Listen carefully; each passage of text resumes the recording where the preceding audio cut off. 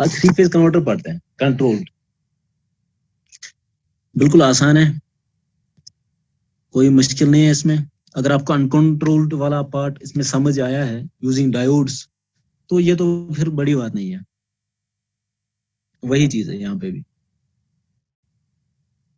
अब आपकी स्क्रीन पे आप देख सकते हो, आपकी स्क्रीन पे होगा, हमने यहाँ पे सर्किट वही सेम रहेगा। डायोड्स की जगह हमने थायरिस्टर यूज किया यहाँ पे, जहाँ पे हमने डायोड्स यूज किए थे वहां पे हमने थायरिस्टर यूज किए। ये देखिए आप, थायरिस्टर हमने यहाँ पे यूज किया।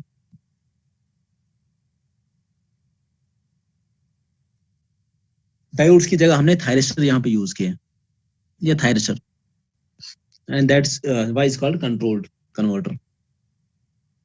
अब इसमें क्या देखना है आपको, इसमें तो जो ऊपर हमारे थायरिस्टर हैं T1, T3 और T5, और लोड हमारा बिल्कुल कांस्टेंट है। दैट मींस हमने लार्ज इंडक्टेंस से लोड को क्यों शो किया, मैं बार बार आपको बोलता आया हूँ, इसलिए क्योंकि हम मान के चलते लोड हमारा कांस्टेंट है, लोड करंट हमारा कांस्टेंट है, ठीक है। सेम कांस्टेंट करंट को हम रिप्रेजेंट कर सकते बाय लार्ज इंडक्टेंस, या एक करंट सोर्स से भी इसको रिप्रेजेंट कर सकते, जो आपके यहाँ पे साइड में है I0, इससे भी आप लोड को यहाँ पे इसको रिप्लेस कर सकते हो इंडक्टेंस को।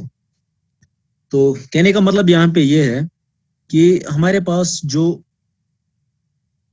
ऊपर वाले तीन थायरिस्टर जो है T1, T3 and T5, these are in common cathode configuration. ये कॉमन कैथोड का कैथोड सबका कॉमन ही है, एक ही पॉइंट पे है, और नीचे आपका कॉमन एनोड कॉन्फ़िगरेशन, सबका एक ही पॉइंट पे इनका एनोड भी है। तो आप इसको एक मॉडिफाइड डायग्राम में इसको रिप्रेजेंट कर सकते हो, जो कि मैंने नीचे यहाँ पे डायग्राम बनाई है, this is the modified. Modified basically क्या, हमने कुछ मॉडिफाई नहीं किया, हमने थोड़ा सा डायग्राम को सिंप्लीफाई किया, ऊपर वाले डायग्राम को हमने सिंप्लीफाई किया, ठीक है। करना क्या है इसमें, आप देखिए यहाँ पे T1, T3 एंड T5, इनका कैथोड कॉमन है, तो उसको हमने यहाँ पे कनेक्ट किया। और T3, T2, T6 and T4, इसको हमने नीचे, इन तो तीन थायरिस्टर्स को हमने यहाँ पे नीचे लगाया, तो इनका एनोड कॉमन है, तो एनोड इनका कॉमन रखा यहाँ पे, इनका एनोड हमने कॉमन रखा। फिर हमने क्या किया, फिर इनके anode T2, T6 and T4, इनका एनोड और इनका कैथोड, इन दोनों के बीच क्या है, हमारा लोड, जो कि कांस्टेंट करंट सोर्स है। लोड में कांस्टेंट करंट फ्लो कर, तो I0 से हम इसको रिप्रेजेंट कर सकते हैं। और सोर्स साइड से आप मुझे बताओ कैसे इसको कनेक्शन करेंगे, इनका कनेक्शन कैसे करेंगे आप। अब देखिए ऊपर से T1 और T4 कनेक्टेड है, ऊपर देखिए T1 और T4 कनेक्टेड है, और T1 और T4 के दरमियान कौन सा फेज है, VAN, ए फेज। तो यहाँ से नीचे से आप T4 और ऊपर से T1 और नीचे से इसको T4 के साथ कनेक्ट करो, कनेक्ट किया, और यहाँ पे ए फेज लगाओ, हो गया एक पॉइंट। नेक्स्ट क्या है हमारे पास, T3, ऊपर T3 बच गया, और T3 के साथ कौन सा कनेक्टेड है, फर्स्ट पहले ऊपर वाली डायग्राम में चेक करो, T3 के साथ कौन सा है सीरीज में, आप मतलब T6 मान सकते हैं, सीरीज में नहीं है एक्चुअली, लेकिन आप जस्ट डायग्राम से आप इसको समझ लो।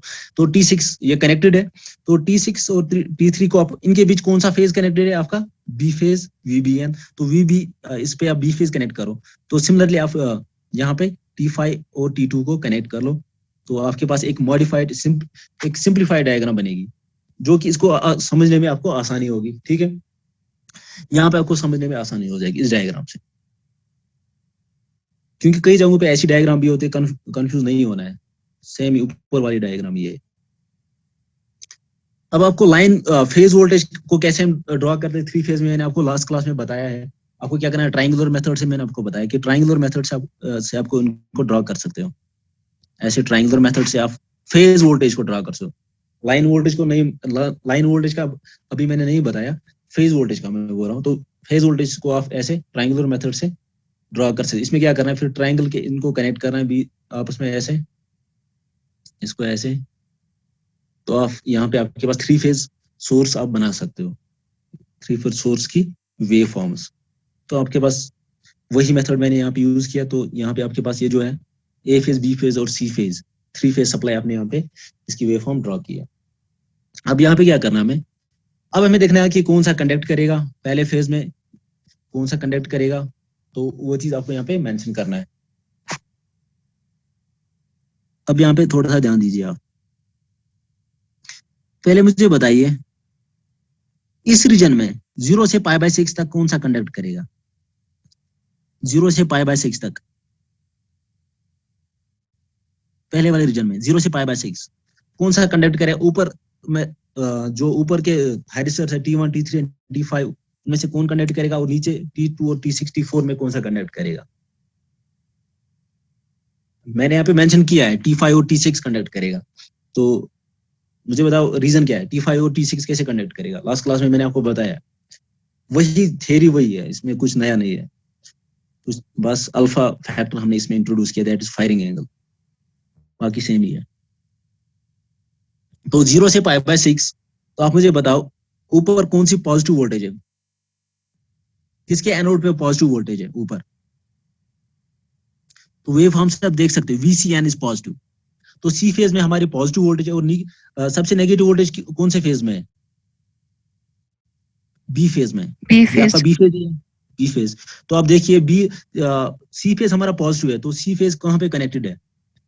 सी फेज यहाँ पे कनेक्टेड है, और यहाँ पे भी देख सकते हो नीचे वाले डायग्राम से सी फेज आपका यहाँ पे कनेक्टेड है, तो यहाँ पे पॉजिटिव वोल्टेज है प्लस, ठीक है, यहाँ पे प्लस पॉजिटिव वोल्टेज है मैक्सिमम। और नीचे नेगेटिव वोल्टेज कौन से फेज में? बी फेज में। और बी फेज कहाँ पे कनेक्टेड है? बी फेज आपका यहाँ पे कनेक्टेड है, ये आपका बी फेज कनेक्टेड है, यहाँ पे नेगेटिव वोल्टेज है माइनस, यहाँ पे क्या है? प्लस। तो आप मुझे बताओ T2 और T5 में से कौन सा कंडक्ट करेगा? यहाँ पे पॉजिटिव कौन सा कंडक्ट करेगा? T5। T5 कंडक्ट करेगा, ठीक है, क्योंकि इसके एनोड पे मैक्सिमम पॉजिटिव वोल्टेज है, पॉजिटिव तो मैक्सिमम। T1 T3, तो ये पॉजिटिव मैक्सिमम उस केस से, चूंकि ये तीनों जो थायरिस्टर है ये कॉमन कैथोड कॉन्फ़िगरेशन में, तो T5 यहाँ पे कंडक्ट करेगा, तो यहाँ से T5 कंडक्ट करेगा। और दूसरे जो नेक्स्ट वाला पॉइंट है उसमें कौन सा फेज नेगेटिव है? बी फेज, तो बी फेज यहाँ पे नेगेटिव है, तो इन दोनों में से कौन सा कंडक्ट करेगा? T3 एंड T6 में से T6 कंडक्ट करेगा, ठीक है। तो T5 और T6 इस रीजन में कंडक्ट करेगा 0 से π/6 तक। कॉमन एनोड और कॉमन कैथोड कॉन्फ़िगरेशन, बस वही पॉइंट याद रखना है, आप आराम से ये चीज यहाँ पे लिख सकते हो कि कंडक्शन कौन सा कब कंडक्ट करेगा, ठीक है। तो नेक्स्ट पॉइंट में आप देख लीजिए, फिर इस रीजन से π/6 से 2π/6 तक कौन सा कंडक्ट करेगा? सिमिलरली वही, अभी कौन से फेज में पॉजिटिव वोल्टेज है? ए फेज में, और नीचे अभी भी कौन सा फेज नेगेटिव है? B phase. तो आप सिमिलरली आप देख सकते हो T1 और T6 कंडक्ट करेगा इस फेज में, इस रीजन में T1 और T6 कंडक्ट करेगा, फिर T1 T2 कंडक्ट करेगा, फिर T3 T2। तो सिमिलरली आप ये चीज आप लिख सकते हो खुद से। तो आप फिर अगर आप आउटपुट वोल्टेज को ड्रॉ करना चाहोगे तो आउटपुट वोल्टेज क्या आएगी? इसका ग्राफ ऐसा कुछ आएगा, ये आपकी आउटपुट वोल्टेज मैंने यहाँ पे इसका ग्राफ यहाँ पे शो किया है, तो इसको आप यहाँ पे देखिए, ये आपकी आउटपुट वोल्टेज आएगी यहाँ पे, this is the output voltage. अब ये कौन सा केस है? ये आउटपुट वोल्टेज जो हमने माना, यहाँ पे तो हमने थायरिस्टर यूज किया, लेकिन जो हमने भी वोल्टेज देखी यहाँ पे, ये तो डायोड के केस में भी तो सेम टू सेम यही वेव फॉर्म आई थी, 6 पल्सेस आए थे, ऐसी ही शेप की आई थी। तो फिर थायरिस्टर और डायोड में क्या फर्क रहा? ये बेसिकली अल्फा 0 के लिए जब हमने फायरिंग एंगल 0 दिया, दैट मीन्स कि आपका थायरिस्टर फॉरवर्ड बायस था, और उसको हमने उसी इंस्टेंट पे क्या किया? फायर किया। 0 अल्फा इक्वल टू 0 पे हमने इसको फायर किया, दैट मीन्स यहाँ पे हमने फायर किया, यहाँ पे फायर किया, यहाँ पे फायर किया, तो हमने क्या किया? 0 एंगल पे इसको फायर किया, अल्फा इक्वल टू 0 पे। तो आप इसको दूसरे सेंस में ऐसे भी कह सकते हो, if alpha is 0 when firing angle is 0, जो आपकी वेव फॉर्म जो होगी थायरिस्टर के केस में वो आपकी सेम आएगी, फिर डायोड के केस में भी तो वेव फॉर्म्स आपकी सेम आएगी उस केस में, जब आपका अल्फा 0 होगा, फायरिंग एंगल आपका 0 होगा, तो वेव फॉर्म सेम आएगी। तो आप ये चीज देख सकते हो। फिर इस वेव फॉर्म का आपको देखना है कि इसका एवरेज वैल्यू निकालना है। तो एवरेज वैल्यू आपने लास्ट क्लास में मैंने आपको बताया कि कैसे इसका एवरेज वैल्यू निकालेंगे। तो आपको इस केस में क्या देखना होगा, जब यहाँ से ऊपर से आपको सी फेज यहाँ पे आएगा, जब T5 कंडक्ट करेगा तो सी फेज कहाँ पे आएगा? यहाँ पे पॉजिटिव है, पहले केस में मैं बता रहा हूँ, यहाँ पे पॉजिटिव आएगा लोड के अक्रॉस, और नेगेटिव कहाँ पे? यहाँ पे नेगेटिव है, तो नीचे से T6 कंडक्ट करेगा। दैट मीन्स यहाँ पे अगर यहाँ पे नेगेटिव है तो ये नेगेटिव लोड के इस साइड पे आएगा। तो आप मुझे बताइए करंट ऐसे फ्लो करेगा, VCN throw VCN and T5, फिर ऐसे इस डायरेक्शन में, और नीचे से किसके थ्रू वापस आएगा, T6 के थ्रू वापस आएगा, और फिर आपके बी फेज के थ्रू, और बी फेज के थ्रू ट्रांसफार्मर के सेकेंडरी, ये जो सोर्स मैंने यहाँ पे दिखाए हैं VN VBN VCN, it is basically the secondary side of the three phase transformer. तो आप secondary winding of the transformer के थ्रू ये वापस आएगा, तो करंट अपना लूप ऐसे कंप्लीट करेगा। तो आपको इस इंस्टेंट पे देखना है कि लोड के अक्रॉस वोल्टेज क्या आएगी। तो आप मुझे बताइए लोड के अक्रॉस वोल्टेज कैसे आएगी, अगर हम इक्वेशन फॉर्म में इसको लिखना चाहेंगे तो लोड के अक्रॉस क्या वोल्टेज आएगी, ऊपर कौन सी वोल्टेज आएगी, ऊपर डायरेक्ट आपका सी फेज आएगा, ठीक है, सी फेज ऊपर आएगा, दैट मीन VCN, और नीचे कौन सी वोल्टेज आएगी, VBN। तो लोड के अक्रॉस कौन सी वोल्टेज आएगी, VCN minus VBN। Voltage difference तो यही आएगी ना लोड के across, total voltage VCN minus VBN, और VCN और VBN क्या है, phase voltage of B phase and C phase, आपकी फेज वोल्टेज, इनको सब्ट्रैक्ट कीजिए।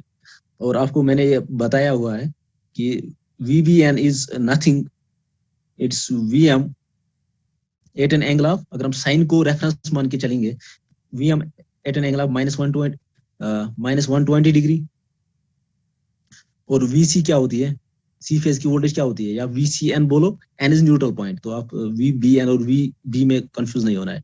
तो इसका जो आएगा, इसको आप लिख सकते हो VM एंगल -240, या -240 को आप +120 में भी इसको लिख सकते हो।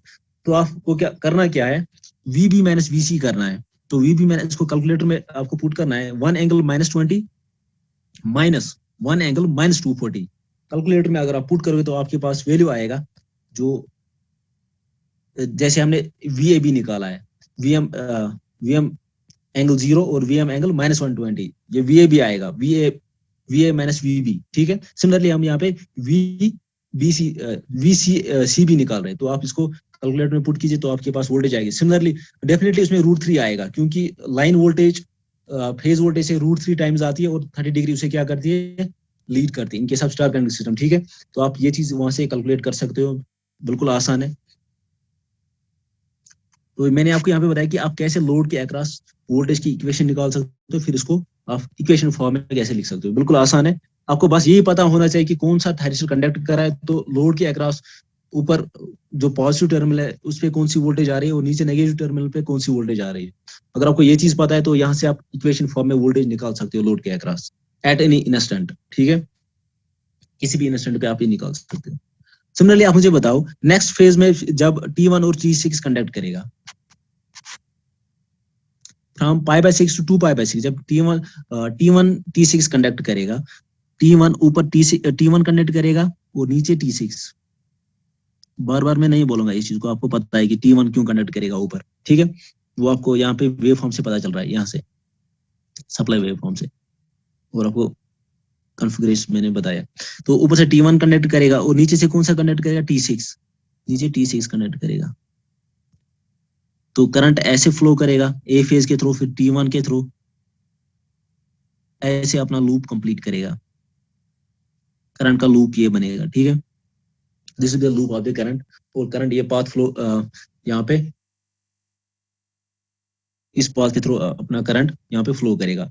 अब आपको देखना है कि लोड के अक्रॉस की वोल्टेज क्या आएगी, क्योंकि ये स्टार कनेक्टेड सेकेंडरी है ट्रांसफार्मर का, तो यहाँ पे तो स्टार पॉइंट पे 0 वोल्टेज मान के चलिए, न्यूट्रल, उसको न्यूट्रल कीजिए, ग्राउंड क्या होता है, स्टार पॉइंट को ग्राउंड ही करते हैं ऑब्वियसली। तो यहाँ पे ऊपर इस पॉइंट पे कौन सी वोल्टेज आएगी, ए फेज की वोल्टेज, दैट इज VAN, और नीचे कौन सी फेज आएगी, बी फेज, क्योंकि T6 पे हमारे पास कौन सी वोल्टेज है, बी फेज कनेक्टेड है, तो यहाँ पे VBN आएगी।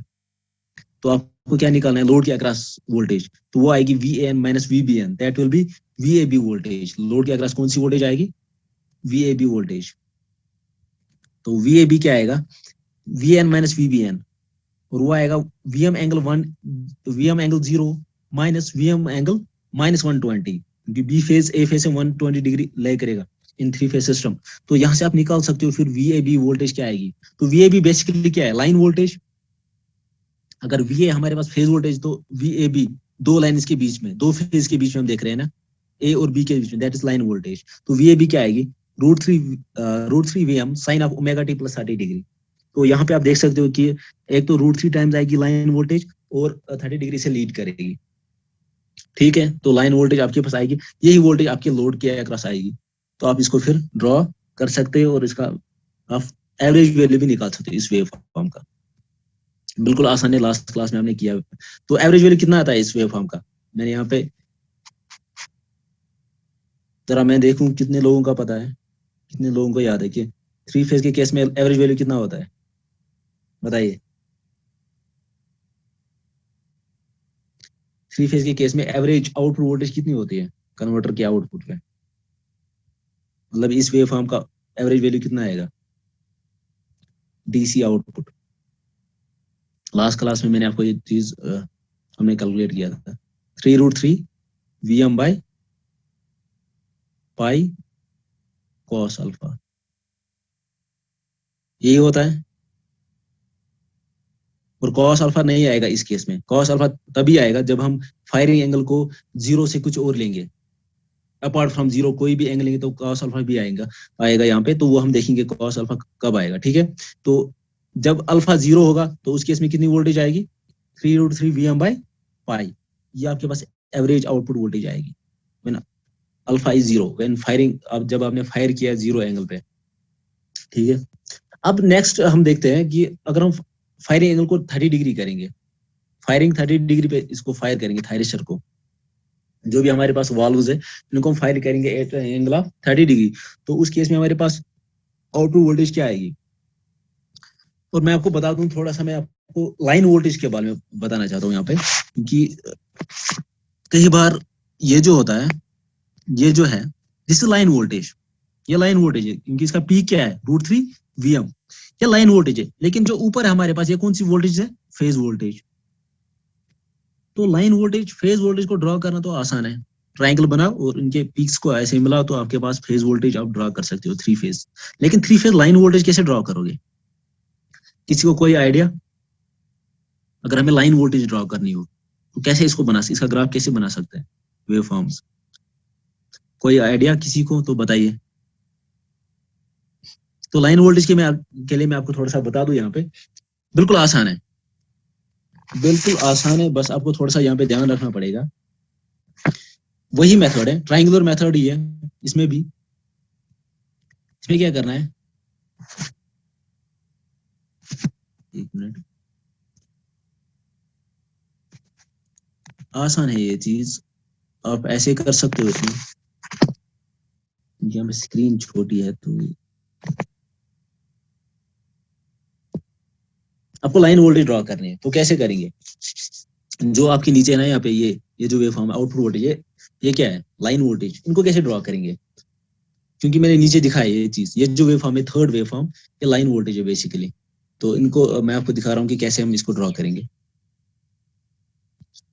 तो आप इसको यहाँ पे थोड़ा सा ध्यान रखिए, करना क्या है, ट्रायंगल्स बनानी है, फिर से वही ट्रायंगल्स, ऐसे ट्रायंगल्स बना ली, ठीक है।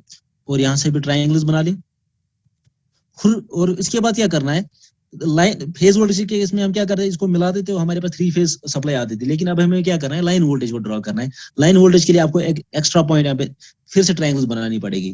लाइन वोल्टेज के केस में कौन सी ट्रायंगल्स, यहाँ पे भी नीचे से भी ट्रायंगल बनानी पड़ेगी, ये ट्रायंगल्स, ठीक है। और यहाँ पे भी सिमिलरली इस साइड से भी, तो फिर नीचे से भी ट्रायंगल्स बनानी है, ऊपर से भी ट्रायंगल्स बनानी है, और फिर इनको मिलाना है। लेकिन मिलाना कैसे है, अब ये इंपॉर्टेंट पॉइंट है यहाँ पे, इनको कैसे हम ज्वाइन करेंगे लाइन वोल्टेज के केस में। ये जो पीक है इसका पीक एक को छोड़ के नेक्स्ट के साथ आपको कनेक्ट करना है, ठीक है।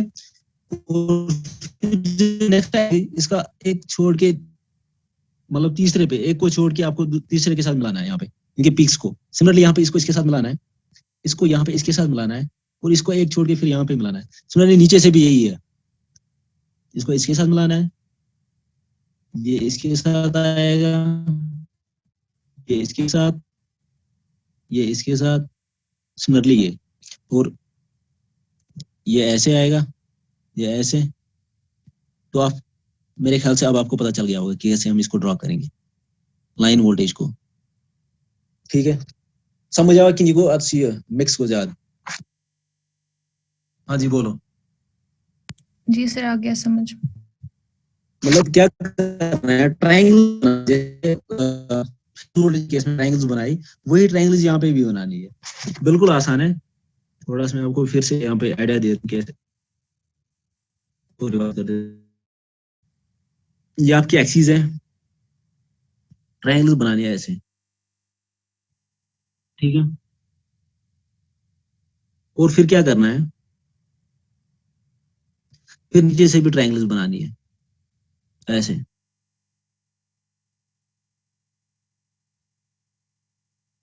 इनको बना लिया, फिर क्या करना है, फिर इनको ज्वाइन करना है। तो ज्वाइन कैसे करेंगे, थोड़ा सा इसमें आपको ध्यान रखना पड़ेगा ज्वाइनिंग के केस में। अगर ये हमारे पास ट्राइंगल है, इसके पीक को थर्ड ट्राइंगल के पीक के साथ आपको मिलाना है, यहाँ पे इस पीक के साथ मिलाना है। और जो बीच में जो रह गई, ये फिर एक छोड़ के फिर यहाँ पे इसको इसके साथ कनेक्ट करना है, और यहाँ पे कनेक्ट हो जाएगा। ये यहाँ पे कनेक्ट हो जाएगा, ये यहाँ पे कनेक्ट हो जाएगा, ये यहाँ पे, और ये यहाँ पे। इसके लिए मैंने आपको एक तरीका बताया यहाँ पे, ठीक है। ये एक तरीका है, इनको कोई हार्ड एंड फास्ट रूल नहीं। आपके पास और भी तरीके हो सकते हैं जिनसे आप इनको ड्रॉ कर सकते हो, लेकिन ये आसान सा तरीका है। तो ये जो आपके पास वोल्टेज आएंगी, दीज आर लाइन वोल्टेज। अब आप थोड़ा सा, आपको जब आप इसको प्लेन शीट पे जब आप खुद बनाओगे ये चीज, वेव फॉर्म्स, तब आपको पता चलेगा कि फेज वोल्टेज और इस लाइन वोल्टेज में कितना फर्क है। तो फर्क होना भी चाहिए। इसका मैग्नीट्यूड भी देखो अब ज्यादा हो रहा है, हमें मतलब डायग्राम से पता चल रहा है। इसका मैग्नीट्यूड भी ज्यादा हो रहा है, और फेज भी देखो, फेज भी चेंज हो रहा है, ठीक है। तो ये हमारे पास लाइन वोल्टेज को ड्रॉ करने का एक तरीका है।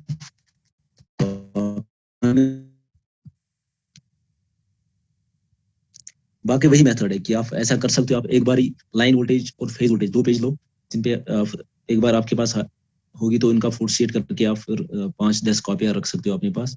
फिर क्या करना है, फिर थोड़ा सा ज्वाइनिंग ही करना है, देखना है कि अल्फा कहाँ पे है, ठीक है। तो मैं आपको बता रहा था, ये अल्फा जीरो के लिए हमने आउटपुट वोल्टेज यहाँ पे देखी। अब जब हम अल्फा को 30 डिग्री करेंगे, फायरिंग एंगल को हमने 30 डिग्री पे शिफ्ट किया, तो आप मुझे बताइए कि वेव फॉर्म कहाँ से स्टार्ट होगा और कहाँ पे कौन सा, कैसे कंडक्ट करेगा, कौन सा थायरिस्टर कंडक्ट करेगा। ये यहाँ पे अल्फा जीरो है। ये देखिए ऊपर में लाइन वोल्टेज, ये जो फेज वोल्टेज है वहां पे आपको दिखा रहा हूँ। यहाँ पे फोकस कीजिए आप, यहाँ पे अल्फा जीरो है, यहाँ पे इन जगहों पे आपके पास अल्फा जीरो है। अब हमें क्या करना है, अल्फा 30 पे कंडक्ट मतलब इनको फायर करना है। तो आप मुझे बताइए 30 डिग्री अल्फा कहाँ पे आएगा, बिल्कुल इसके बीच में से यहाँ पे आएगा। ये 30 डिग्री का शिफ्ट होता है ना, टोटल तो 60 डिग्री का होता है ट्राइंगल का, तो आधा कितना होगा, 30 डिग्री, ठीक है। तो ये आपको ये चीज पता है, मैंने पहले ही बताया हुआ ये चीज। तो यहाँ पे आप मुझे बताइए, अल्फा 30 डिग्री पे यहाँ पे कौन सा थायरोइड फॉरवर्ड बायस हो जाएगा, इतने रीजन में कौन सा फॉरवर्ड बायस है, ऊपर से और नीचे से कौन सा फॉरवर्ड बायस है। ऊपर से ए फेज, और ए फेज आपको यहाँ पे तो T1 आपका ऊपर से ऑन हो जाएगा, और नीचे से T6 आपका फॉरवर्ड बायस है। तो वही लूप बनेगा, T1 और T6 के थ्रू आपका करंट अपना लूप कंप्लीट करेगा लोड के थ्रू। और अब हमने क्या किया, इस केस में हमने जीरो, अल्फा को जीरो नहीं किया, 30 डिग्री किया। तो आउटपुट वोल्टेज कहाँ पे आएगी, दैट मीन यहाँ पे हमने फायर किया था थायरिस्टर को, यहाँ पे, ठीक है। और नेक्स्ट फिर कहाँ पे फायर करेंगे, हाँ जी बताइए।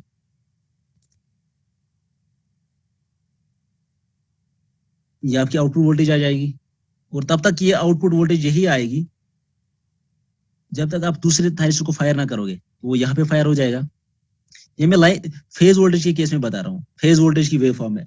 असल में फेज वोल्टेज की वेव फॉर्म में ऐसे आपको नहीं करना है, आपको लाइन वोल्टेज में करना है, ठीक है। तभी आपको देख रहा होगा ये जो वेव फॉर्म है नीचे, ये लाइन वोल्टेज में मैंने अल्फा 30 डिग्री के लिए बनाई है, लाइन वोल्टेज की वेव फॉर्म। तो आप यहाँ पे देख सकते हो ये चीज। ऊपर फेज वोल्टेज में आपको दिखाने, मतलब जस्ट ऐसा दिखाने के लिए कि 30 डिग्री कहाँ पे आएगा, कहाँ से आपकी वेव फॉर्म स्टार्ट हो जाएगी, ठीक है। तो एक्चुअल ये नहीं, एक्चुअल नीचे वाली वेव फॉर्म है, नीचे जो वेव फॉर्म है ये एक्चुअल वेव फॉर्म है। तो इनको आप ध्यान में रखना, ये एक्चुअल लाइन वोल्टेज है लोड के across at an alpha equal to 30 degree, ठीक है। तो आप देखिए यहाँ पे नेक्स्ट,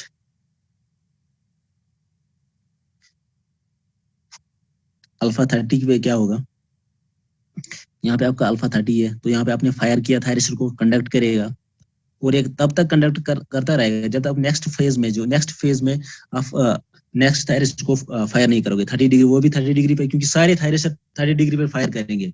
अगर आपको टॉपिक में या क्वेश्चन में नहीं दिया होगा कि आपको अल्फा 30 डिग्री दिया होगा, तो आप मान के चलोगे सारे थायरिस्ट कौन से फायरिंग एंगल पे फायर हो रहे हैं, 30 डिग्री पे। नहीं तो कई बार मेंशन किया होता है क्वेश्चन में कि जो ऊपर थायरिस्टर है उनको 30 डिग्री पे हमने फायर किया है, और जो नीचे है T2 T6 और T4 इनको हमने 45 डिग्री पे फायर किया है। तो ये भी हो सकता है, लेकिन अमूमन क्या होता है कि सबके लिए एक ही फायरिंग एंगल पे हम सबको फायर करते हैं, तो वो कम्प्लेक्स वाला पार्ट नहीं है इसमें। आप आसान की मान के चलो, यहाँ पे 30 डिग्री पे फायर किया तो ये तब तक कंडक्ट करता रहेगा जब तक नेक्स्ट थायरिस्ट को आप कंडक्ट ये फायर नहीं करोगे। तो नेक्स्ट थायरिस्ट को आपने फिर से 30 डिग्री पे फायर किया, यहाँ पे थोड़ा सा मुश्किल हो रहा है इसको।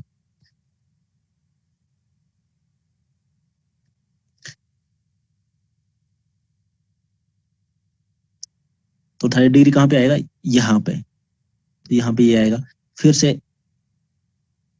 आउटपुट वोल्टेज ये आएगी, फिर से यहाँ पे आपने फायर किया 30 डिग्री पे, तो आप देख लीजिए 30 डिग्री के बाद आपकी वेव फॉर्म आएगी। सिमिलरली आप नीचे देख लें, क्योंकि असल जो मेन वेव फॉर्म है वो नीचे है, लाइन वोल्टेज आएगी, क्योंकि जो आउटपुट के अक्रॉस वोल्टेज आती है वो कौन सी वोल्टेज आती है, फेज वोल्टेज तो नहीं आती है, वो लाइन वोल्टेज आती है। इसलिए थोड़ी सी यहाँ पे ये जो नीचे वेव फॉर्म से आपको डिफरेंट आएगी, ये फेज वोल्टेज है, ये लाइन वोल्टेज है, ये लाइन वोल्टेज या आपकी फेज वोल्टेज है 3 फेज के केस में। तो लाइन वोल्टेज में हमें बेसिकली देखना है, क्योंकि आपके आउटपुट के अक्रॉस लाइन वोल्टेज आपको मिलेगी, फेज वोल्टेज नहीं मिलेगी, √3 टाइम्स आपको वोल्टेज मिलेगी आउटपुट पे। तो आप इसको ड्रॉ करने का मैंने तरीका आपको बताया। अब हमने इस केस में देखिए,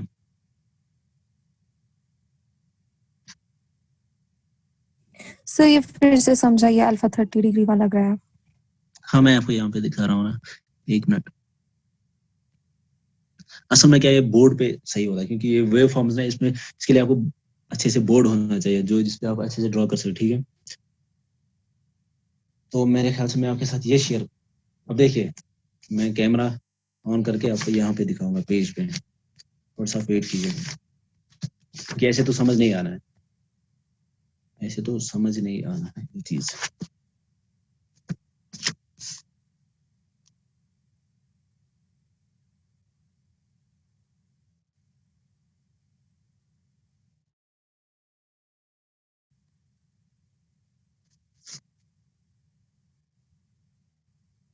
अब देखिए यहाँ पे कैसे इसको ड्रॉ करेंगे, लाइन वोल्टेज को।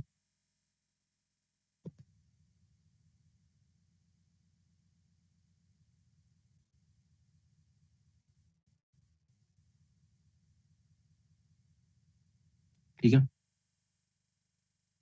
इस ओमेगा टी एक्सिस आपकी वोल्टेज है, लाइन वोल्टेज VL, ठीक है, या V आउटपुट वोल्टेज, क्योंकि आउटपुट वोल्टेज आप लाइन वोल्टेज मिल रही है आपको पता है, अभी हमने देखा। आप इसको कैसे ड्रॉ करेंगे, ड्रॉ करने का मेथड अभी आपको मैंने बताया, ट्राइंगुलर मेथड वही है लाइन वोल्टेज में भी।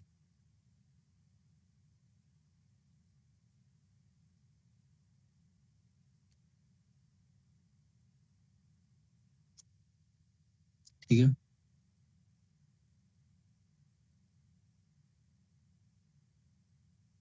अब फिर क्या करना है, फिर नीचे से भी ट्राइंगल्स बनानी है।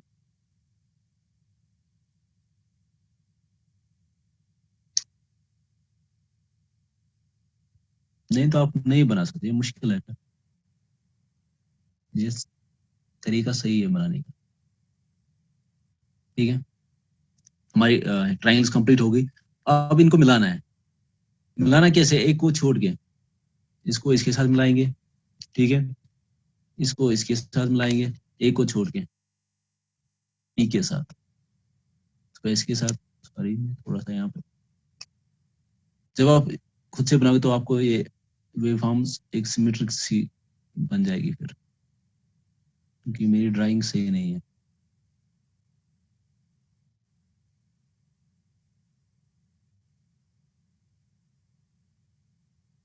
और सिमिलरली नीचे से, हाँ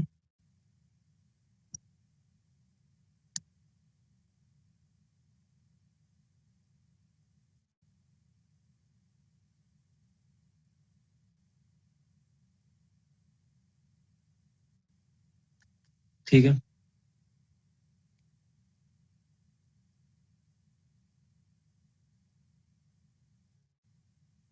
ये हमारे पास लाइन वोल्टेज बन गई, और ये जो वोल्टेज है, दिस वेव फॉर्म, ये कौन सी लाइन वोल्टेज है? This is VAB, this is VBC, this is VCA, और फिर से रिपीट हो जाएगी, फिर VAB, VBC, VCA, ठीक है। ये कौन सी है? VCA, ठीक है। ये हमारे पास लाइन वोल्टेज आ गई, VAB, VBC एंड VCA, और यहाँ पे VC आएगा पहला। तो ऑरिजिन आप यहाँ पे भी मान सकते हो। अगर हम यहाँ पे ऑरिजिन मानी, आप मुझे बताओ, ये VAB वोल्टेज है, ठीक है। तो आप मुझे बताइए यहाँ से VAB VCA से कितना ले कर रहा है, लीड कर रहा है, या ए फेज तो नहीं दिखा सकते, इसमें फेज वोल्टेज नहीं देख सकते आप, इसमें खाली लाइन वोल्टेज आप देख सकते हो। ए फेज की वोल्टेज आप यहाँ पे नहीं देख सकते हो आप, ठीक है। वो चीज यहाँ पे नहीं ढूंढना है, नहीं तो फिर कंफ्यूज हो जाओगे। ये खाली लाइन वोल्टेज यहाँ पे आपको मिल सकती है इस डायग्राम में। अब आपको मैंने क्या बताया कि आउटपुट के अक्रॉस हमें कौन सी वोल्टेज मिलती है? Line voltage.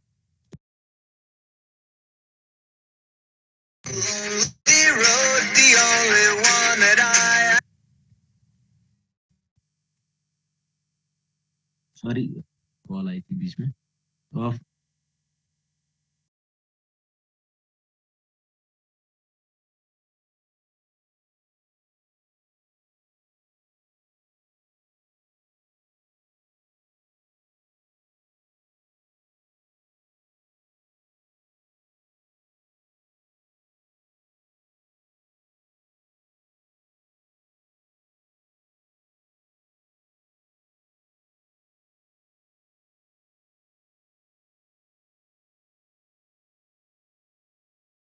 इस चीज की फ्रीडम क्या है कि आप कहीं पे भी ऑरिजिन को मान सकते हो।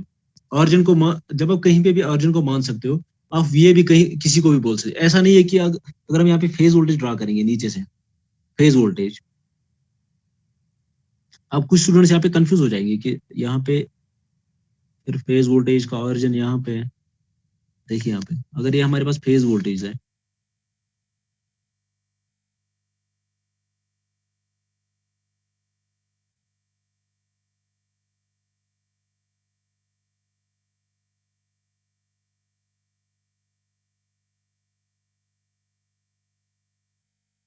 आप देखिए यहाँ पे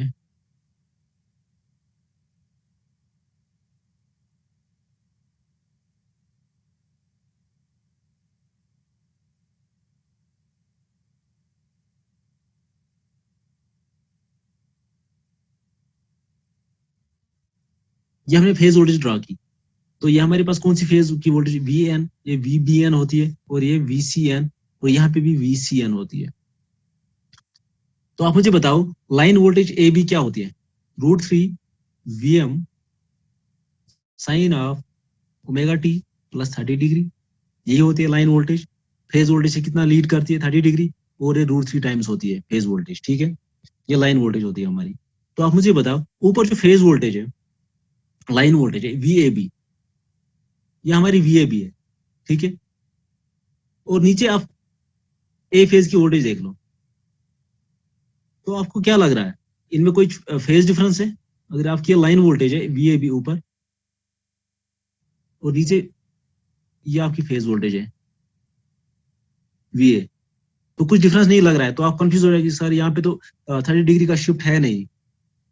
तो बेसिकली आपने ऑरिजिन नहीं माना है, आपने नीचे और ऊपर दोनों वेव फॉर्म्स में सेम ऑरिजिन माना है, जो कि आप नहीं मान सकते हो, क्योंकि लाइन वोल्टेज में ऑरिजिन शिफ्ट हो जाएगा कि ये तो ऑलरेडी लाइन वोल्टेज आपकी फेज वोल्टेज से 30 डिग्री लीड करती है। ये मैथमेटिकली प्रूवन है, अभी आपको ये चीज पता है, लाइन वोल्टेज फेज वोल्टेज से लीड करती है। आप इसको सब्ट्रैक्ट करके कैलकुलेटर से कैलकुलेट कर सकते हो ये चीज, तो 30 डिग्री से लीड करेगा। तो मेरे कहने का मतलब है, तो आप ऊपर जो वेव फॉर्म्स है लाइन वोल्टेज की, आप कहीं पे भी VAB, VBC और VC को मान सकते हो, कहीं पे भी। आप यहाँ पे इस वेव फॉर्म को VAB मान लीजिए, तो VBC इसी, फिर नेक्स्ट आएगा VBC, और फिर थर्ड कौन से आएगी? VCA। तो यहाँ पे कोई हार्ड एंड फास्ट रूल है नहीं कि आप यहीं पे इसकी को माना है VAB, ठीक है, क्योंकि लाइन वोल्टेज की वेव फॉर्म्स अलग है, बिल्कुल अलग, उनका कोई कनेक्शन नहीं है फेज वोल्टेज के साथ, नीचे फेज वोल्टेज इनका कनेक्शन बिल्कुल। इसीलिए जो मैंने अभी डॉक्यूमेंट जो शेयर किया था उसमें आपको आपने देखा होगा कि वहां पे ऑरिजिन में मैंने लाइन वोल्टेज के केस में अलग ऑरिजिन लिया था, वो सेम ऑरिजिन नहीं लिया था मैंने, ऑरिजिन वाली जो ये लाइन थी वो मैंने सेम नहीं ली थी, तो इसको आप यहाँ पे सेम नहीं ले सकते हो, ठीक है, क्योंकि वो लाइन वोल्टेज है, ये फेज वोल्टेज। अब मैंने आपको क्या बताया, अगर हम 30 डिग्री अल्फा 30 डिग्री करेंगे, ये हमारी लाइन वोल्टेज VAB है, अगर आप अल्फा 30 डिग्री करोगे तो मुझे बताओ आप कहाँ पे थायरिस्टर को फायर कर रहे हो, अल्फा 30 डिग्री। यहाँ पे अल्फा क्या है, इस पॉइंट पे ये AB लाइन वोल्टेज, यहाँ पे अल्फा क्या है 0। जब आप 30 डिग्री करोगे तो आप मुझे बताओ कहाँ पे आना पड़ेगा आपको, ये टोटल ट्रायंगल जो है ये 60 डिग्री की होती है, इसका जो नीचे टोटल एंगल कितना होता है 60 डिग्री एक ट्रायंगल में, तो हाफ कितना होगा 30 डिग्री, तो अल्फा कहाँ पे होगा, अल्फा इक्वल टू 30, तो यहाँ पे आपका अल्फा होगा, अल्फा इक्वल टू 30 डिग्री, तो यहाँ पे आप लाइन ड्रॉ कीजिए, ये दिस इज अल्फा, यहाँ पे आपने थायरिस्टर को फायर किया तो यहाँ से आपका कंडक्शन आएगा, आउटपुट वोल्टेज यहाँ पे आपको आउटपुट वोल्टेज आपको यहाँ से मिलेगी अल्फा इक्वल टू 30 से। फिर जब यहाँ पे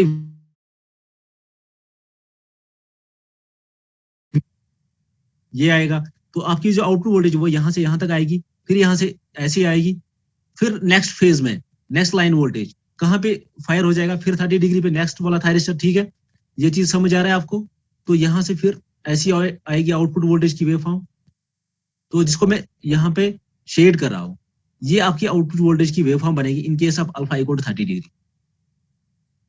ये अल्फा 30 डिग्री के लिए आपके पास आउटपुट लाइन वोल्टेज यही आएगी, दिस इज अल्फा 30 डिग्री पे आपने इसको फायर किया है। तो मुझे बताओ ये समझ आया कि कैसे अल्फा 30 डिग्री के लिए कैसे वेव फॉर्म आ सकती है, कैसी वेव फॉर्म आएगी, आउटपुट वोल्टेज की वेव फॉर्म कैसी आएगी अल्फा 30 डिग्री के लिए। हाँ जी बताओ। तो आप यहाँ पे थोड़ा आप सोचो कि सर यहाँ पे तो ऑरिजिन है, ये ऑरिजिन नहीं है, ये जो लाइन है ये ऑरिजिन नहीं है, एक्चुअल ऑरिजिन कहाँ है, ये आपकी लाइन वोल्टेज VAB है, और VAB 30 डिग्री लीड करती है A फेज से, ठीक है, तो ये आपकी VAB है। तो आप मुझे बताओ यहां से आपको स्टार्ट करना है, ये ऑरिजिन है, यहाँ से कितना आपको कितना एंगल आगे चलना है 30 डिग्री, तो यहाँ से आप 30 डिग्री देख लो। तो इस हिसाब से ये जो नीचे ऑरिजिन है ना फेज वोल्टेज का जो ऑरिजिन है, ये लाइन ये यहाँ पे होनी चाहिए थी ऐसे। तो मैं थोड़ा सा इसको मतलब आप इसको थोड़ा सा समझ जाओ, हाँ, इसको आपको कंसेप्चुअली आप इस पॉइंट को समझ जाओ यहाँ पे कि ऑरिजिन कहाँ पे हम यहाँ पे लेना पड़ेगा, ठीक है, क्योंकि फेज वोल्टेज से आपकी लाइन वोल्टेज 30 डिग्री लीड करेगी, वो ऑलरेडी एक शिफ्ट आएगा, वो तो वेव फॉर्म सारी वेव फॉर्म्स में शिफ्ट आएगा, लेकिन फिर आपको अल्फा 30 डिग्री लेना है खुद से, क्योंकि आपने फायर किया 30 डिग्री पे, तो 30 डिग्री यहाँ पे 0 है, तो 30 डिग्री कहाँ पे आएगा, बीच में से आएगा, इस ट्राइंगल के बीच में आएगा 30 डिग्री। सिमिलरली यहाँ पे ट्राइंगल के बीच में आपको 30 डिग्री आएगा। तो मुझे बताओ यहाँ तक ये सबको क्लियर है। सिमिलरली आप अल्फा 90 डिग्री के लिए भी ड्रॉ कर सकते हो। तो अल्फा 90 डिग्री अल्फा 60 डिग्री के लिए बताओ वेव फॉर्म कैसी आएगी। अब मैं देखूंगा कि आपको ये पॉइंट समझ आया कि नहीं। अल्फा 60 डिग्री के लिए आपको बताना है कि वेव फॉर्म आउटपुट वोल्टेज की वेव फॉर्म कैसी आएगी। ये मैं लाइन वोल्टेज यहाँ पे ड्रॉ कर रहा हूँ, क्योंकि लोड के अक्रॉस आउटपुट वोल्टेज कौन सी आएगी, वो लाइन वोल्टेज आएगी।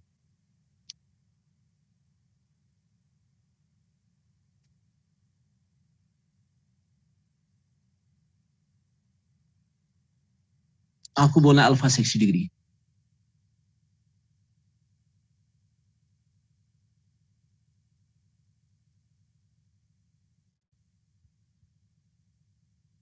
हाँ तो बताइए अल्फा 60 डिग्री के लिए क्या वेव फॉर्म आएगी, कहां से स्टार्ट हो जाएगी wave form.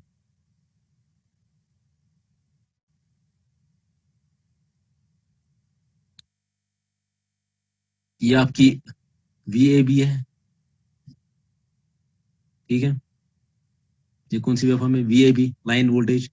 This is VBC, this is VCA, this is VAB again. और यहाँ पे ये कौन सी है, VCA, ये आपकी VAB है। तो आपको बताना है कि अल्फा 60 डिग्री कहाँ पे आएगा। यहाँ पे कितना अल्फा है, 30 डिग्री। यहाँ पे अल्फा कितना है, 30 डिग्री। अब आपको कौन से एंगल पे फायर करना है, अल्फा 60 के लिए। तो अल्फा 60 कहाँ पे आएगा, इस ट्रायंगल के पॉइंट पे एंड आएगा। पे। अल्फा 60 यहाँ पे आएगा, क्योंकि ये 30, इसके बीच में जो हाफ जो गैप होगी वो 30 डिग्री होगी, तो अल्फा यहाँ पे होगा। तो आप मुझे बताओ लाइन वोल्टेज ए बी कहाँ से कहाँ तक है। ये आपकी लाइन वोल्टेज, मैं इसको थोड़ा सा शेडिड कर रहा हूँ यहाँ पे ताकि आपको समझ आए कि ए बी वोल्टेज कहाँ से कहाँ तक है। इसकी वेवफॉर्म ये है लाइन वोल्टेज की, ये BA की है, ठीक है। तो 60 डिग्री पे आप ऐसे लाइन ड्रॉ कीजिए, डॉटेड। तो यहाँ पे आपने फायर किया है, इस वाले पॉइंट पे आपने अल्फा इक्वल टू 60 पे फायर किया थायरिस्टर को। तो आप मुझे बताओ VAB कहाँ से कहाँ तक आएगी। VAB ऐसी आएगी यहाँ पे, और फिर कहाँ तक, जब तक आप दूसरे थायरिस्टर को 60 डिग्री पे फायर नहीं करोगे। तो दूसरा वो 60 डिग्री कहाँ पे आएगा, वो कहाँ पे फायर होगा मुझे बताओ। हाँ जी, नेक्स्ट कहाँ पे फायर होगा, आप इस हॉरिजॉन्टल एक्सिस पे बताओ, एंगल वाले एक्सिस पे कहाँ पे फायर हो जाएगा। यहाँ से ये आउटपुट वोल्टेज आपको मिलेगी, तो 60 डिग्री कहाँ पे आएगा, नेक्स्ट 60 डिग्री कहाँ पे आएगा, यहाँ पे कहीं आएगा, आएगा कि नहीं, इस पॉइंट पे, क्योंकि ये टोटल एंगल कितना है 60 डिग्री। तो आपको आउटपुट वोल्टेज यहाँ से ऐसी मिलेगी, फिर यहाँ से नेक्स्ट फेज कंडक्ट करेगा, और फिर से 60 डिग्री। तो यहाँ पे 60 डिग्री कहाँ तक आएगा, ये 60 डिग्री आएगा, ये टोटल 60 डिग्री है, ठीक है। तो दैट मीन्स ऐसी वेव फॉर्म आएगी, और फिर ये, तो ये आपको आउटपुट वोल्टेज की वेव फॉर्म मिलेगी अल्फा 60 के लिए, ये और फिर ये, बाकी गायब हो जाएगा। इसलिए मैं इसको थोड़ा सा शेड कर रहा हूँ।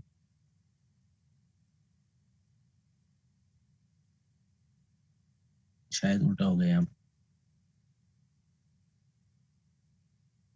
हाँ जी, ये अल्फा 60 डिग्री के लिए, alpha equal to 60 degree, firing angle 60 के लिए आपको जो लाइन आउटपुट वोल्टेज मिलेगी वो ये मिलेगी। बस आपको क्या करना है, इस पॉइंट से देखना है VAB का जो पॉइंट है ना, VAB कहाँ से स्टार्ट हो रहा है, वहां से आपको देखना है कि अल्फा आपको 60 डिग्री 30 डिग्री, बस वही शिफ्ट सेम आएगा। फिर आगे जो वेव फॉर्म्स आएगी VBC की line voltage, VCA line voltage, उनमें 30 डिग्री या 60 डिग्री जहां पे आप फायर कर रहे हो, तो वो फिर सेम आएगी यहाँ पे। अगर ये किसी को समझ भी नहीं है तो मैं कोई बात नहीं, नेक्स्ट क्लास में फिर से मैं आपको ये दिखाऊंगा कि अल्फा 60 डिग्री के लिए फिर हम अल्फा 90 डिग्री तक जाएंगे, और फिर देखेंगे अल्फा 90 के बाद क्या हम फायर कर सकते हैं इसको। तो क्वेश्चन वो है, तो वो चीज फिर हम उससे हम एक और कंसेप्ट क्लियर हो जाएगा, फिर आप इन्वर्टर मोड में जाओगे अल्फा 90 के बाद। तो वो हम नेक्स्ट क्लास में देखेंगे फिर। तो बेसिकली यहाँ पे आपको क्या देखना है, मैं यहाँ आज आपने क्या देखा कि लाइन वोल्टेज को कैसे हम ड्रॉ करते हैं, और चूंकि आउटपुट के अक्रॉस हमें लाइन वोल्टेज मिलती है, तो हमें कौन सी वोल्टेज ड्रॉ करनी पड़ेगी, फिर लाइन वोल्टेज की वेव फॉर्म। तो अल्फा 30 डिग्री के लिए आपने देखा, और अल्फा 60 डिग्री मैंने 60 डिग्री के लिए मैंने आपको यहाँ पे बताया। तो नेक्स्ट क्लास में हम क्या देखेंगे, नेक्स्ट क्लास में अगर किसी को इसमें डाउट होगा कि हम लाइन वोल्टेज अल्फा 60 डिग्री के लिए कैसे ड्रॉ करेंगे, मेरे ख्याल से कुछ स्टूडेंट्स को क्लियर नहीं होगा ये चीज, तो फिर से उस नेक्स्ट क्लास में हम ये चीज ड्रॉ करेंगे। लेकिन आप एक काम कर लेना, नेक्स्ट क्लास तक आप पहले ही 1-2 पेज अपने साथ रखना, और उन पे पहले ही आप ये लाइन वोल्टेज की वेव फॉर्म ड्रॉ करना, और मेक श्योर कि ये जो आपने ये जो लाइंस ड्रॉ करोगे ये बिल्कुल मतलब पतली सी मतलब लाइंस होनी चाहिए, ज्यादा मोटी नहीं, क्योंकि ये मतलब हाईलाइट नहीं होनी चाहिए। हाईलाइट वही पार्ट होना चाहिए जब हम इसको फायर करेंगे, जो आउटपुट वोल्टेज होगी ये हाईलाइट होनी चाहिए। तभी मैं इसको थोड़ा सा शेड कर रहा हूँ यहाँ पे। तो आपको यही करना है कि ये जो आप वेव फॉर्म ड्रॉ करोगे 1-2 पेज पे, बिल्कुल मतलब पेन के साथ यूज जोयल आस लेखा, ठीक है। तो तमे पेन से बनो यम वेव फॉर्म्स। तो नेक्स्ट क्लास में करो पत अल्फा 60 डिग्री खुद अल्फा 90 डिग्री पे वो फायरिंग करो पत वो आउटपुट वोल्टेज वेव फॉर्म क्या ही, ठीक से होता है। तो आप ये चीज देख सकते हो। तो इसमें एवरेज आउटपुट वोल्टेज, चलो ठीक है, ये तो मतलब अल्फा 60 के लिए आपने देखा। अब एवरेज आउटपुट वोल्टेज क्या आएगी, इसको कैसे कैलकुलेट करेंगे?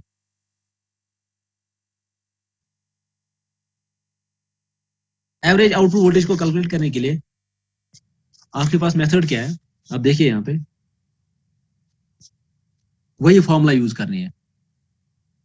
पहले मुझे बताइए, क्लियर है? यहाँ पे दिख रहा है, ये इक्वेशन दिख रही है सबको?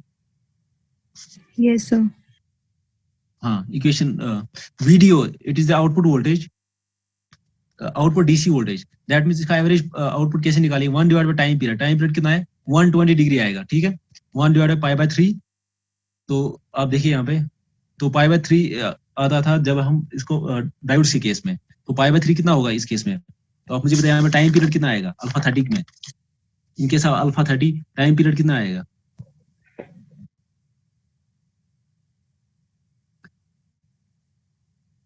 बताइए। टोटल एंगल कितना होता है? 120 total time period.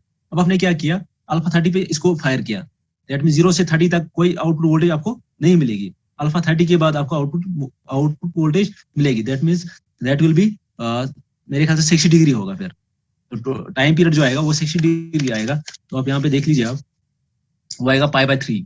Pi by 3 is total time period, that will be 1 divide by pi by 3, 1 divide by time period. और कहां से कहां तक, लिमिट कहां से कहां तक लेना है? पाई बाय 6 प्लस अल्फा से पाई बाय 2 प्लस अल्फा। तो ये पाई बाय 6 प्लस अल्फा कहां पे है? इस रीजन से,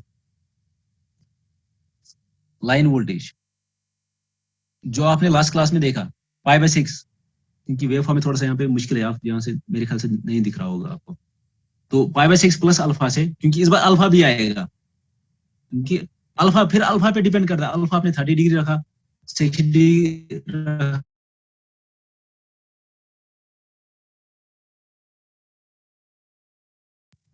तो different alpha, different value of output voltage मिलेगी, ठीक है। तो इसलिए यहाँ पे अल्फा आएगा पाई बाय 6 प्लस अल्फा, और फिर next time period pi by 2 plus alpha. तो इसको आप बीच में अगर आप इसको सब्ट्रैक्ट करोगे, pi by 2 plus alpha minus pi by 6 plus alpha कितना आएगा? Pi by 2 alpha, pi by 2 plus alpha minus pi by 6 plus alpha. तो टोटल टाइम पीरियड कितना आएगा आउटपुट वोल्टेज का? तो 90 minus pi by 6, pi by 6 कितना होता है? पाई बाय 6 कितना होता है? 30 डिग्री, यही होता है ना। तो अल्फा मीन्स अल्फा 0 हो जाएगा, 90 minus 30 is equal to 60 degree. तो वही तो एक टाइम पीरियड के अंदर इसको हम इंटीग्रेट कर रहे हैं, ठीक है।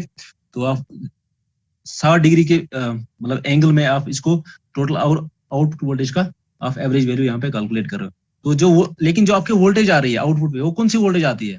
Line voltage. इसलिए √3 VM हमने यहाँ पे शो किया, √3 VM sine of omega t plus 30। तो ये चीज अब देखिए यहाँ पे क्लियर हुआ। एक चीज हमने लाइन वोल्टेज क्यों ड्रा की इसके लिए, आउटपुट वोल्टेज के लिए, क्योंकि आउटपुट वोल्टेज आपकी लाइन वोल्टेज आती है और आपकी आउटपुट वोल्टेज आती है वो आपकी फेज वोल्टेज से 30 डिग्री लीड करती है। तभी हमने ओमेगा t प्लस 30 डिग्री यहाँ पे इसको यहाँ पे मेंशन किया, ठीक है। और इंटीग्रेट कीजिए with respect to d omega t, तो वो कितना आएगा जब इसको इंटीग्रेट करोगे? बिल्कुल आसान है, upper limit minus lower limit करोगे तो ये आएगा √3 VM by pi cos alpha. पहले वाले केस में क्या आता था average voltage? 3√3 VM by pi, इतना ही आता था ना एवरेज आउटपुट वोल्टेज। लेकिन इस बार क्या आया जब हमने अल्फा इंट्रोड्यूस किया? अब डिपेंडिंग अल्फा 30 डिग्री या 60 डिग्री इसमें पुट करो तो आपको एवरेज आउटपुट वोल्टेज का इसका वैल्यू मिलेगा आपको। बिल्कुल आसान है, यही ये एक जनरलाइज फॉर्मूला है। इससे आप किसी भी अल्फा के लिए आउटपुट वोल्टेज का एवरेज वैल्यू निकाल सकते हो, किसी भी अल्फा के लिए, ठीक है। बस आपको करना क्या है, यहाँ पे अल्फा पुट करना है, कॉस अल्फा। तो यहाँ पे एक और मतलब एडिशनल पॉइंट क्या मिला आपको, यहाँ पे कॉस अल्फा आया ड्यू टू फायरिंग एंगल। तो आप मुझे बताइए, ये आपका एवरेज आउटपुट डीसी वोल्टेज है, डीसी आउटपुट वोल्टेज। तो आप मुझे बताओ कि अल्फा को कंट्रोल करके आप आउटपुट वोल्टेज को कंट्रोल कर सकते हो। मेरे कहने का मतलब यही है कि अल्फा बेसिकली इससे क्या फायदा हमें, हम फायरिंग एंगल को कंट्रोल करके, काम ज्यादा करके, हम आउटपुट वोल्टेज का डीसी जो आउटपुट है, जो हमें रेक्टिफाइड आउटपुट वोल्टेज मिल रही है, उसका डीसी पार्ट, हम डीसी वैल्यू जो है उसको हम कम ज्यादा कर सकते हैं, हम वेरी कर सकते हैं। करना क्या है, अल्फा को चेंज करना है, फायरिंग एंगल को चेंज करना है, तो इसका वैल्यू भी चेंज हो जाएगा। तो आप मुझे बताओ अल्फा 0 के लिए एवरेज आउटपुट वोल्टेज कितनी मिलेगी? मैंने alpha is 0, 3√3 VM by pi. तो ये अल्फा 0 के लिए 3√3 VM by pi DC output voltage आपको मिल रही थी, और वही डायोड के केस में वही आ रहा था जब आपने डायोड का केस देखा था। 3 फेज डायोड ब्रिज रेक्टिफायर। तो आप देख लीजिए यहाँ पे, और आप अल्फा 15 डिग्री आप ये चेक कर सकते हो। तो मेरे कहने का मतलब है ये डीसी वोल्टेज जो है इट इज कंट्रोल्ड, ये कंट्रोल्ड है। अब हमारे हम पे डिपेंड कर, हम अल्फा को चेंज करके हम आउटपुट डीसी को कंट्रोल कर सकते हैं। और यही फॉर्मूला, यही चीज हम अप्लाई किस में करते हैं, speed control of DC Motors. जब हम डीसी मोटर पे सप्लाई कनेक्ट करते हो, डीसी आउट इनपुट सप्लाई देते हो, तो वहां पे आप अल्फा, क्योंकि पावर इलेक्ट्रॉनिक यही थायरिस्टर हम वहां पे यूज करते हैं, 3 फेज थायरिस्टर आप यूज कर सकते हो वहां पे। तो वहां पे आप अल्फा को चेंज करके आप इनपुट सप्लाई वोल्टेज को चेंज कर सकते हो डीसी वोल्टेज में, और डीसी मोटर के केस में। तो जब आप इनपुट सप्लाई वोल्टेज को कंट्रोल करोगे तो आप स्पीड कंट्रोल कर सकते हो डीसी मोटर में। तो ये चीज समझ हुआ यहाँ पे, समझ आया ये चीज कि कैसे हम कर सकते हैं वोल्टेज को कंट्रोल बाय चेंजिंग अल्फा। तो ये चीज है कि मैं आपको ग्रुप में भी ये शेयर करूंगा, ठीक है। तो आप देख लेना कि हम कैसे डीसी आउटपुट वोल्टेज कैलकुलेट करते हैं डिपेंडिंग ऑन अल्फा। तो नेक्स्ट क्लास में मिलते हैं। नेक्स्ट क्लास में फिर से थोड़ी सी अल्फा 60 के लिए वेव फॉर्म को फिर से हम ट्राई करेंगे, ठीक है। मेरे टाइम हो गया काफी, मिलते हैं फिर नेक्स्ट क्लास में।